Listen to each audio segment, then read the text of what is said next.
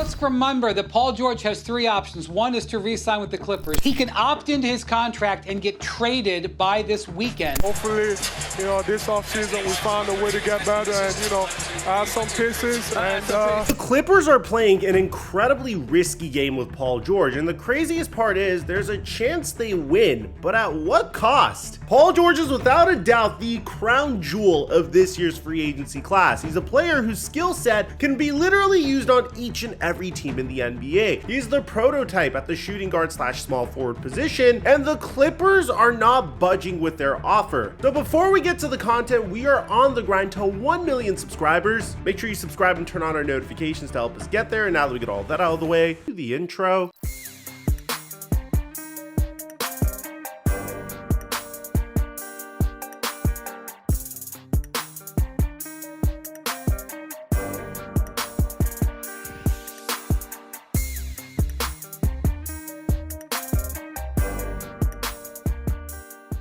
Mic check 1 2 1 2. What's going on, everybody? As a Los Angeles Laker fan, I like to remind Clipper fans that they really didn't have much of a choice but to trade for Paul George in 2019. I know it's a tough pill to swallow. Kawhi Leonard is fresh off of winning a championship. He's trying to decide between the Los Angeles Lakers and the Los Angeles Clippers. He tells Steve Ballmer and the Clippers that if the Clippers trade their entire future for Paul George, then he will sign with the Los Angeles Clippers. The Clippers didn't have a true star since the Lob City Clippers featuring Blake Griffin and Paul George a few years prior, and Steve Ballmer desperately wanted two new stars. Acquiring Paul George and Kawhi Leonard without a doubt makes the Clippers the team to beat in the Western Conference. So the Clippers did what they were supposed to do in this particular instance. They traded Danilo Gallinari, Shai Gilgeous-Alexander, 5 first-round draft picks, and 2 first-round pick swaps for Paul George. Doc Rivers even tried to warn Kawhi Leonard that he thinks Shai is going to be pretty good one day, but Kawhi Leonard picked Paul George. And immediately, the Clippers became favorites in the West. So how did the Paul George, Kawhi Leonard era go? Well, in year one, they were the favorites to come out of the West, especially when you have two of the best two-way players in the entire NBA on your roster. There's no question about it. But the Clippers would make it all the way to the Western Conference semifinals, getting a 3-1 series lead versus the Denver Nuggets. One game away from facing off against the Los Angeles Lakers in the Battle of Los Angeles at a neutral site in the Western Conference Finals. Do you know, as a Laker fan, how badly we've wanted this? And right when they were this close to getting in, they choked, blowing a 3-1 series lead to the Denver Nuggets. The very next year, they would make it to the Western Conference Finals, but Kawhi Leonard would get hurt and the Clippers would lose to the Suns. The very next year, Kawhi Leonard would be injured and the Clippers would just make it as an 8th seed. They would make it to the play-in tournament, but wouldn't make it to the playoffs. But we at least got Patrick Beverley's famous meme-worthy celebration as a member of the Timberwolves vanquishing his old Los Angeles Clippers team. The very next year, both Paul George and Kawhi Leonard would suffer from injuries in the first round of the playoffs, and the Clippers would lose 4-1 to the Phoenix Suns. And this past year, the Los Angeles Clippers went all in once again, trading for James Harden. And unfortunately, by the time they made it to the playoffs, they weren't at full strength once again. Kawhi Leonard would get injured, and the Clippers would lose in the first round once again. Now you have Paul George in this weird situation. He's entering free agency, and he never really had the opportunity to play with this team at full strength in the playoffs throughout his entire career. But regardless, the Los Angeles Clippers decided to pay Kawhi Leonard a 3-year, $152 million max extension, but they're expecting Paul George to take a pay cut to remain with this team. And the number one question is, why would Paul George do that? You're playing in Los Angeles, California, so you're pretty much taking a discount to play here to begin with, because there's a 12.5% state income tax. But on top of that, the West is incredibly deep. The OKC Thunder, which was the rebuilding team that you gave up all your assets for, finished with a better record than you, and they're only going to get better this next year. They already traded for Alex Caruso, and we made a separate video on that. The Denver Nuggets just need to fix up their bench depth. Who would have thought that Bruce Brown and Jeff Green would have made such a huge difference for them in the playoffs? That's a pretty easy fix. The Minnesota Timberwolves have done what they needed to do so far in order to make sure that they can remain competitive this next year, and that's retain their general manager Tim Connolly. The Mavericks made it to the NBA Finals. Phoenix Suns are a big three, just like the Los Angeles Clippers are. The Los Angeles Lakers, I think they're a dumpster fire. fire. I love my Lakers, but I think they're a dumpster fire. The Pelicans are looking to make improvements. The Rockets could swing a trade for Paul George. The Spurs have Victor Wembanyama, and the Grizzlies were without Ja Morant this past year. But you could go to the Eastern Conference, where the New York Knicks, who are interested in Paul George, were the number 2 seed this past year, and the Philadelphia 76ers, who are always coming up in the Paul George discussion, might be interested as well. I mean, just look at Joel Embiid attempting to recruit Paul George.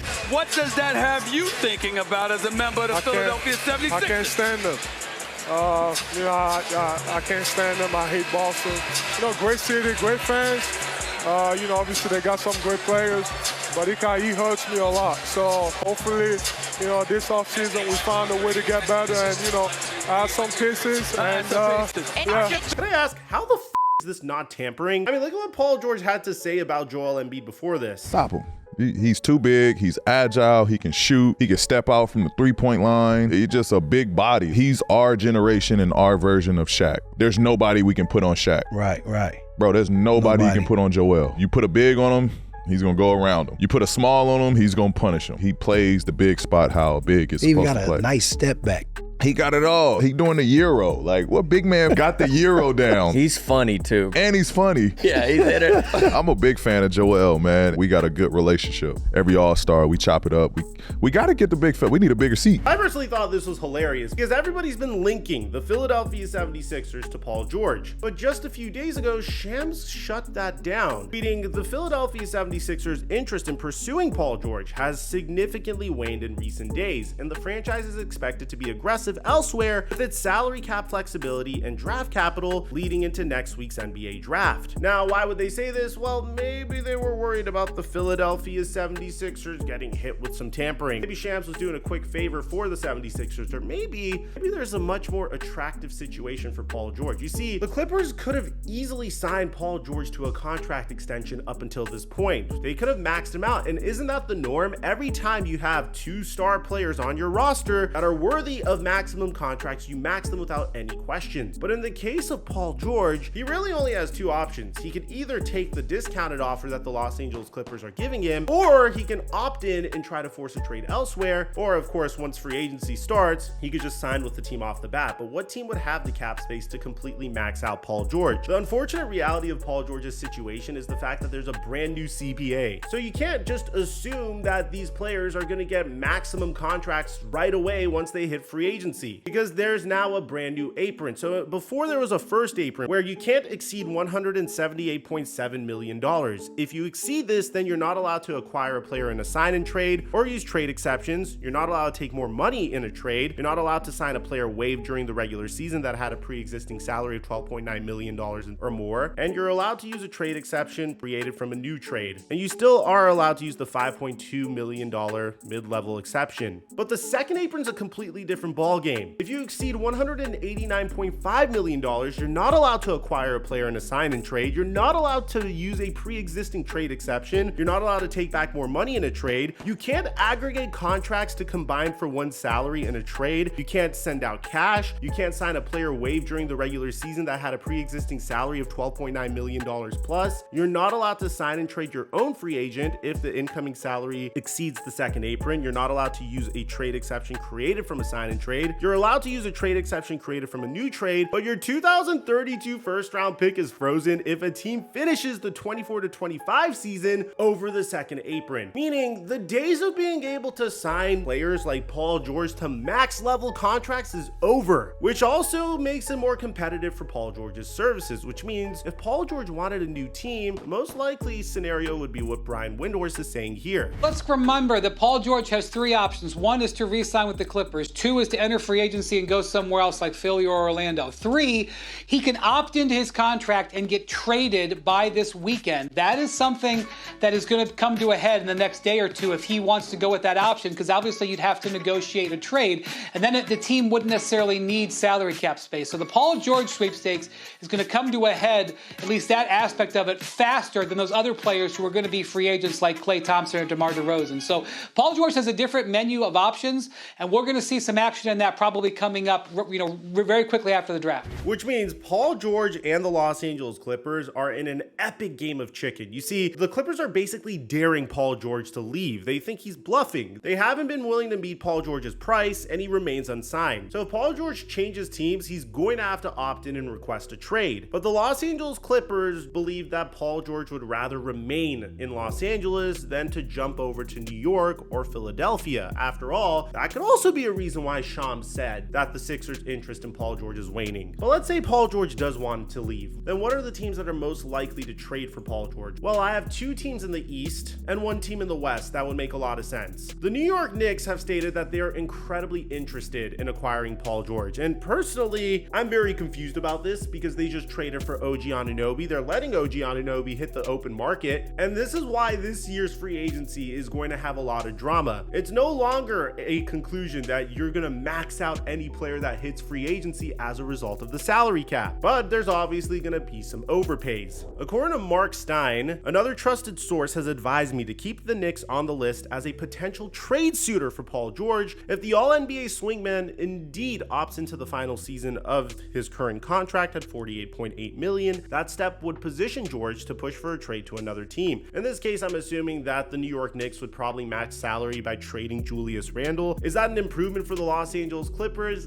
I don't really think so. But if there's anything that the New York Knicks proved to us this past year, is that they don't really necessarily need Julius Randle that much. Of course, we mentioned the Philadelphia 76ers. They were our top spot all season long. It just makes too much sense. Paul George could slide in a position of need for the Philadelphia 76ers, be that 3-and-D player that the Sixers need, contribute significantly more than Tobias Harris did, and potentially help Joel Embiid win a championship. But probably my favorite target for Paul George and my favorite team for Paul George is actually a team in the Western Conference. It's a place where he wouldn't be taxed nearly as heavily either. It would be the Houston Rockets, and this would make the most sense not only for Paul George, but for the Los Angeles Clippers as well. You might be wondering, Mike, why the Houston Rockets? Wouldn't Paul George want to leave the Western Conference, if anything? After all, I listed a bunch of Western Conference teams that are definitely going to catch up to the Los Angeles Clippers or even exceed the Los Angeles Clippers this upcoming year. So why would Paul George want to opt into his contract and go to the Houston Rockets? Well, for one, there are the aforementioned tax reasons. Paul George would go from a 12.5 state income tax bracket to no state income tax. That's more of his millions that he gets to keep while playing for the Houston Rockets. But in addition to that, the Houston Rockets have stability in the head coaching position via Ime Udoka. They're a team filled with young, talented players like Alperen Şengün, Jabari Smith, Jalen Green, Fred VanVleet, and Paul George would slide in seamlessly at the small forward position. And probably the most important part about this is the Los Angeles Clippers really don't have much of a choice here. You see, for the Los Angeles Clippers, I could understand wanting to keep on to Paul George. You have this brand new stadium that Steve Ballmer's creating that is going to set the standard for basketball experience in the NBA. And don't get me wrong, this brand new stadium looks insane and I can't wait for it to come out, although I probably won't be allowed at the wall because I'm not really going to be cheering for the Clippers. It solves a huge problem for the Clippers because typically when the Clippers would play the Lakers at Staples Center, we all know that more often than not, fans are rooting for the Lakers. It's absolutely revolutionary and I can understand why Steve Ballmer would want a competitive team for when that time came to be. But at this point, holding on to Paul George just makes you look desperate. I mean, he's 34 years old. You could trade him at the peak of his value and you could get a pretty nice return for him. In the case of the Houston Rockets, they have Jock Landale, Jayshawn Tate, and Jeff Green that they could aggregate in a trade, and they have a bunch of young players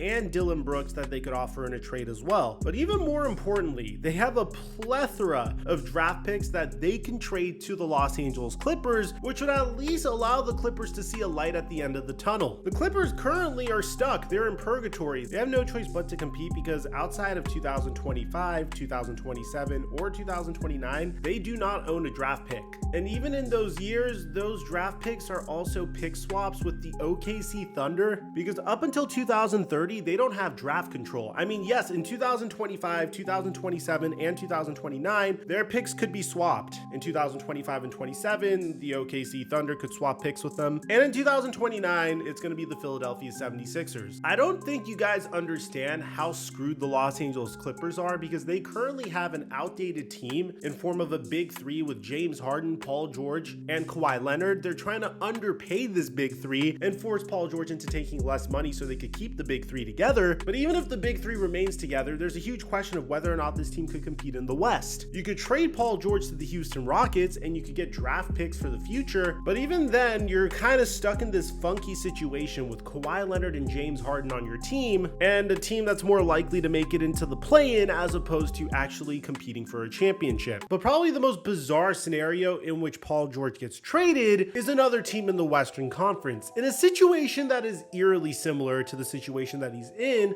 with the Los Angeles Clippers. You see, the Golden State Warriors have been in contract discussions with Klay Thompson all season long, and it's a huge game of chicken between Klay Thompson and the Golden State Warriors as well. But if Klay Thompson decides to opt out and join a team like the Orlando Magic, then the Golden State Warriors would be in a situation where they could trade for Paul George because they would no longer exceed the second tax apron. In a trade for Paul George, I'd assume that they'd give up Gary Payton II, Chris Paul, and Jonathan Kuminga in return for Paul George. But the issue here is whether or not Paul George would actually move the needle for the Golden State Warriors. Would you expect that many extra wins from the Golden State Warriors by swapping out one of your franchise cornerstones in Klay Thompson for Paul George? Well, Paul George actually plays defense, and he actually shot better from three than Klay Thompson this past year, averaging 7.9 threes per game and converting 41% of them from three. This would be a sizable upgrade from Klay Thompson, who chucked up 9 3-pointers per game and only converted 38.7% of them. Not to mention that Paul George would actually play defense, but the stinger here would be the fact that the Warriors would get a little thinner as a result of giving up Jonathan Kuminga. But needless to say, the Golden State Warriors are already looking for trade packages surrounding Chris Paul. Maybe this does happen. The sad thing is